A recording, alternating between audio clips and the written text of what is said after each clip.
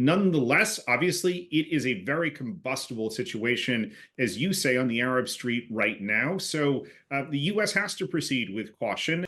Brett, your thoughts on this? Because we've talked about the military action, the military targets, what the aims and objectives might be. But what about the political dimension to this? Well, there certainly is, if you will, many dimensions to the politics here, not least of which the politics domestically in the United States.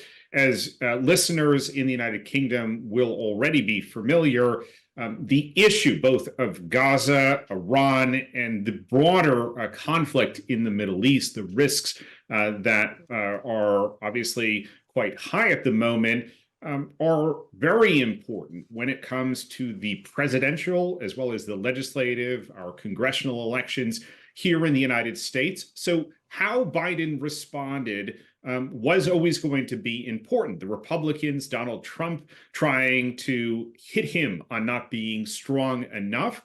Tonight is partially, even if it's not the full scope of the campaign yet, the White House's response to this, and having worked on the National Security Council under President Obama, certainly domestic politics does not play into the day-to-day decision-making, but nonetheless, you will have advisors, you'll have campaign officials who certainly are going to try to make hay of this, to magnify it as an example of President Biden serving as commander-in-chief in a strong and resolute way. Mm-hmm. President Biden has critics to his left who think the US is a warmonger and shouldn't be getting deeper into military action in the Middle East. And then he's got his critics to the right, but they're split, aren't they? Because there are some Republicans who would say, well, he's too weak, and they blame him for the disastrous pullout of Afghanistan. But then you've got President Trump, who said, I started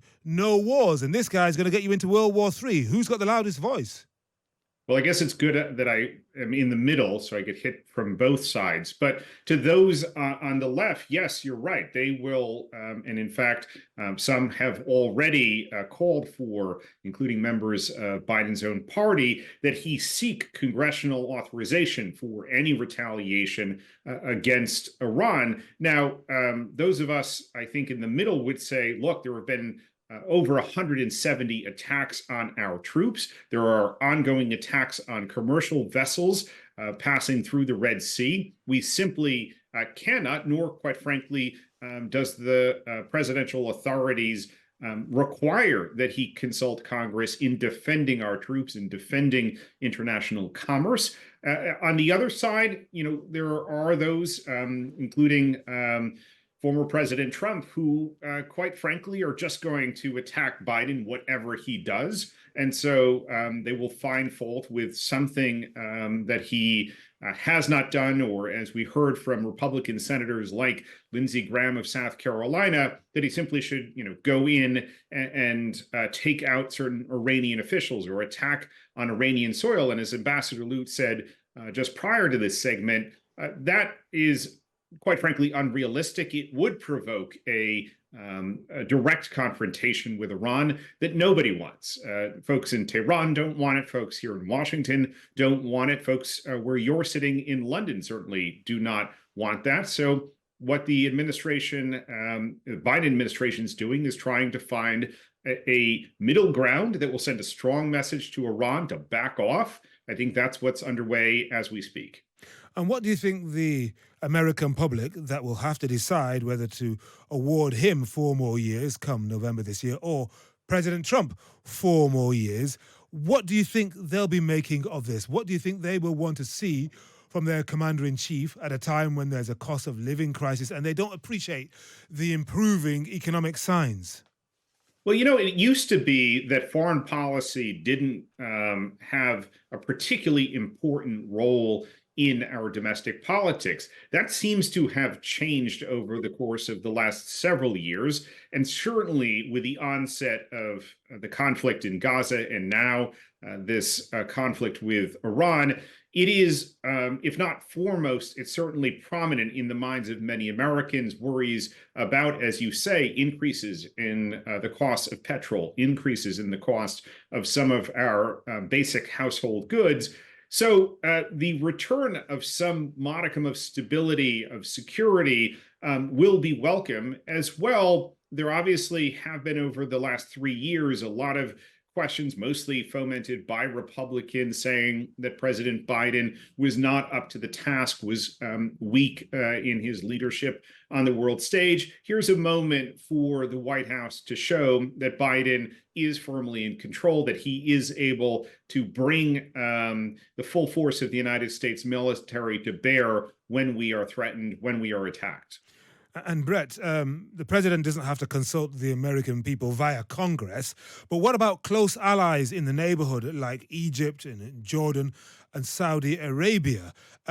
What about the calculation? What calculation might he make vis-a-vis the leadership in those countries who have, quote, the Arab masses are on their streets to contend with? And if the US goes too far, there may be some response for them domestically.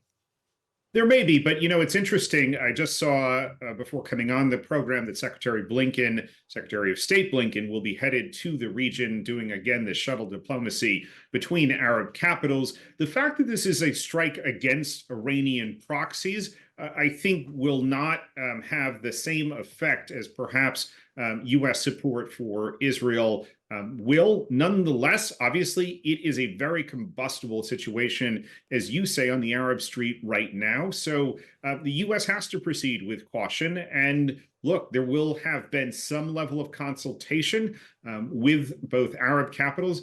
Interestingly, it appears, again, this is in the early hours of this operation, but there was not, as we saw in response to the attacks on some of the shipping vessels, where the US, the UK, other partners conducted joint operations. We're not hearing that presence of the UK, Canada, Bahrain, other countries as we did in those operations.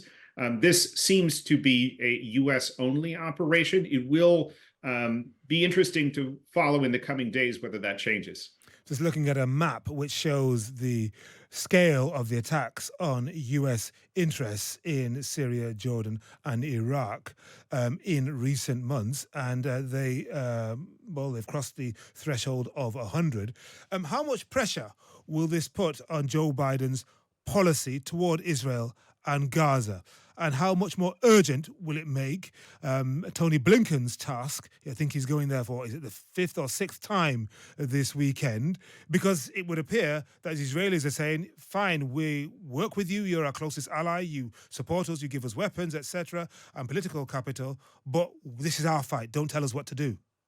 Yeah, but obviously the events of the last week have brought home how dangerous this situation is for the U.S., for American soldiers, not to mention just hundreds, if not thousands, of civilians in and around the region. So Biden and his team will be communicating to Israeli officials and to Prime Minister Netanyahu that this is spilling far beyond their own borders, and that they do need to accelerate efforts to reach some sort of conclusion, some ceasefire. I know that there have been texts passed back and forth between the Qataris, Hamas, and Israel. I think those efforts will accelerate even further, and we will have added pressure from here in Washington to reach, if not a semblance of calm, at least a temporary ceasefire, to try and turn down the temperature. And hopefully, whether it's with regards to the Houthis, whether it's some of these other groups, and then Iran itself, they will begin to back off, because indications are this may even have been a step too far for Tehran, and they are perhaps rethinking and recalibrating their own strategy.